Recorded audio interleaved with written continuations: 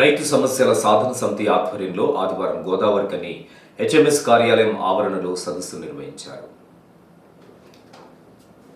సాహితీవేత్త ఏలేశ్వరం వెంకటేష్ అధ్యక్షతన జరిగిన ఈ సదస్సుకు తెలంగాణ రైతు సంఘాల నేత వర్ణ వెంకటరెడ్డి ముఖ్య అతిథిగా హాజరై మాట్లాడుతూ భూ సంస్కరణలు, ట్రస్టులు, దేవాలయాలు, తోటలు తదితర విభాగాల్లో మినహాయింపులు ఇచ్చి పాలకులు భూ సంస్కరణలను నీరుగార్చారని ఆవేదన వ్యక్తం చేశారు. స్వామినాథన్ సిఫార్సులు అమలు చేయాలని, ముఖ్యంగా మద్దతు ధర ప్రకటించాలని డిమాండ్ చేశారు. ఏ పంట వేయాలి అనే విషయంలో రైతులకు స్వేచ్ఛ లేకుండా పోయిందని, పెట్టుబడిదారులకు అవసరమైన పంటలను పండించాల్సిన దుస్థితి ఏర్పడిందని అన్నారు.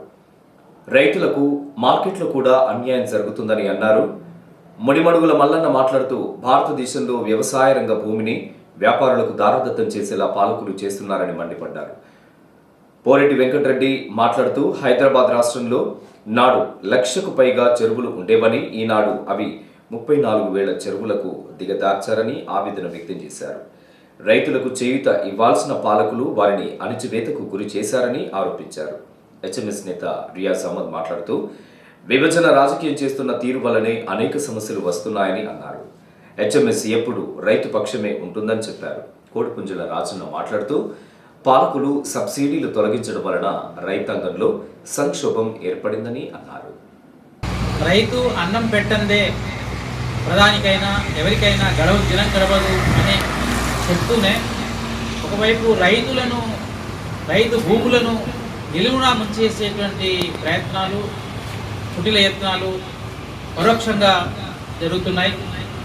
దీనికి సంబంధించి రైతులు పెద్ద ఎత్తున పోరాటం చేస్తున్నా స్పందించని దాఖలాలను మనం అనేకం చూసాం.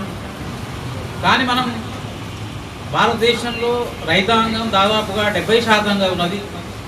మెజారిటీ రైతాంగం ఈ దేశంలో ఉన్నది. మెజారిటీ రైతాంగాన్ని, ఇంత పెద్ద రైతాంగం దురదృష్టవశాత్తు అసంఘటిత రంగంలో ఉండేలా చేశారు. పాలకులు ఎప్పటికీ కూడా రైతాంగంలో అంటే 2 ఎకరాలు ఉన్న వాళ్ళను, 3 ఎకరాలు ఉన్న వాళ్ళను, 100 ఎకరాలు ఉన్న వాళ్ళను ఇట్లా విభజిస్తూ వీళ్ళు ఏకం కాకుండా చేసేటువంటి కొన్ని కుట్రల వల్ల ఈ 70% ఉన్నటువంటి రైతాంగం ఏకం కావడం లేదు. ఏకం కాకపోవడం వల్ల కేంద్ర ప్రభుత్వం కానీ, రాష్ట్ర ప్రభుత్వాలు కానీ రకరకాల చట్టాలు తీసుకొచ్చి వీరిని మరింత చిన్నాభిన్నం చేసేటువంటి పన్నాగాలు పలుకుతున్నారు. ఈ క్రమంలోనే రైతుల ఆత్మహత్యలను మనం గత దశాబ్దంలో చూసినాం. దాదాపుగా భారతదేశ వ్యాప్తంగా 10 లక్షల మంది రైతులు ఆత్మహత్య చేస్తున్నారు. వీళ్ళలో ఎక్కువ మంది కూడా కౌలు రైతులు. కేవలం 5 ఎకరాలు 10 ఎకరాలు పైన ఉన్న వాళ్ళందరూ కూడా భూమిని వదిలిపెట్టి, వ్యవసాయ రంగాన్ని వదిలిపెట్టి వాళ్ళందరూ కూడా వివిధ ఉద్యోగాలకు, పారిశ్రామిక రంగంలోకి, సేవా రంగంలోకి లేదా విదేశాల్లోకి వెళ్ళిపోతున్నారు. వాళ్ళు 2 ఎకరాల లోపు వాళ్ళు ఇక్కడ ఉండి కౌలుకు తీసుకుంటూ భూములని వ్యవసాయం చేస్తూ వాళ్ళు ఆత్మహత్యల పాలయ్యారు. ఆత్మహత్యల పాలైన వాళ్ళు దాదాపు ఒక 20 ఏళ్లలో ఒక 10 లక్షలకు పైగా ఆత్మహత్యలు చేసుకున్నారు. ఇలాంటి సందర్భంలో ప్రభుత్వాలు అంటే వ్యవసాయ రంగాన్ని డెవలప్ చేయడానికి బదులు వ్యవసాయ రంగంలో ఈ ప్రజలందరూ కూడా ఆందోళన చేయడంతో ఇంతమంది చావడం ఏంటి, చచ్చిపోవడం ఏంటి, ఆత్మహత్యలు చేసుకోవడం అని చెప్పి బాధపడుతూ ఉంటే ప్రజలందరి నుంచి నిరసన వ్యక్తం అవుతున్నటువంటి క్రమంలో చివరికి ప్రభుత్వాలు బీమా అనేటువంటి కార్యక్రమాన్ని తీసుకొచ్చినాయి. కానీ బీమా అనేటువంటి కార్యక్రమము రైతులకు ధీమాను ఇచ్చేటువంటి పరిస్థితి లేదు. మీరు కనుక చనిపోతే మీ కుటుంబానికి డబ్బులు ఇస్తామనేటువంటి కార్యక్రమం దుర్మార్గమైందే.